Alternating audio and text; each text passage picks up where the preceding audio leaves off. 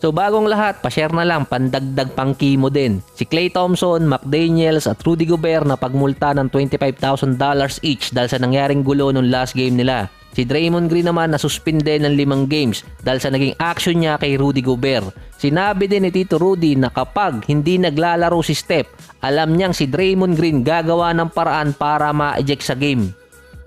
Si Steph merong knee injury, hindi siya makakapaglaro ng ilang games din.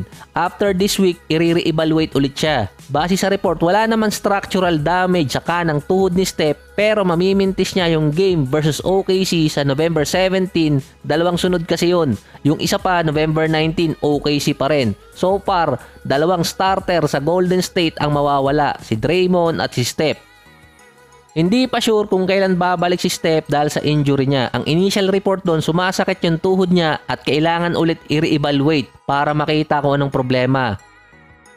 Nakuha niya yon sa unang game nila sa Minnesota. So ito naman yung isa, may feud di umano si Draymond at si Rudy Gobert. Hindi ko lang alam kung matatawa ka o maiiyak ka sa feud na to.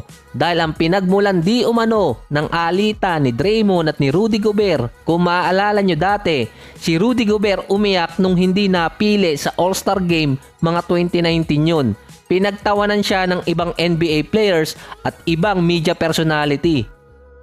Ang pinost no ni Isaiah Thomas, masyadong malaki si Rudy Gobert para umiyak ng ganyan. Kay Andre Iguodala naman, umiyak din ba si Rudy Gobert sa sakyan niya? Ang napansin niya doon, yung post nitong si Draymond Green na dapat din ba siyang umiyak. Binalikan niyo ni Rudy Gobert na sinabing dapat ding umiyak si Draymond dahil kay KD. Dahil yung nangyari dati na tinawagan ni Draymond si KD nang matalo sila sa Game 7 ng 2016. Doon nagsimula ang feud na yon ni Draymond at ni Gobert.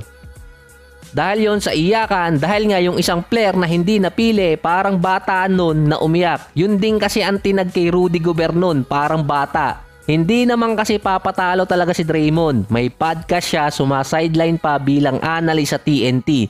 Nung tinanong si Draymond noong 2022 before All-Star kung anong masasabi niya sa mga players na hindi napili sa All-Star Game, na ang reason kasi noon, importante sa mga NBA players yun para sa contract at sa value, ang sinagot lang ni Draymond doon, kung siya man ay hindi mapili, siguradong hindi siya iiyak. Binanggit kasi talaga ni Draymond Green yung pangalan ni Rudy Gobert tungkol doon sa umiiyak kapag hindi napipili sa All-Star. Pinagtawanan din niya yung post or yung statement ni Towns nung na-acquire nila si Rudy Gobert mula Utah Jazz. Patungkol kasi yun sa championship. Sa parehong taon din, sinapak ni Draymond Green si Jordan Poole. Nag-post agad doon si Tito Rudy na insecurity is always loud. Nang si Tito Rudy naman ang sumapak kay Kyle Anderson, pinost din ni Draymond yung sinabi ni Rudy Gobert. Naribat agad doon si Tito Rudy hanggang sa dumating na yung last game na Minnesota at Golden State na nakakita ng pagkakataon si Draymond. Sinabi pa noon ni Rudy Gobert, clown behavior ang ginawa ni Green sa kanya. So tulad ng sinabi ko dati, kapag si Draymond ang involved, alam na ng NBA ang gagawin. Base kasi kay Woj, nag-interview muna ang liga sa mga involved sa gulo bago nilabas ang parusa kay Draymond. Pinagbasihan nila yung ginawa pa ni Draymond dati-dati pa. Mawawala si Draymond hanggang November 25 versus San Antonio. Based yun sa suspension, pwera lang kung may injury.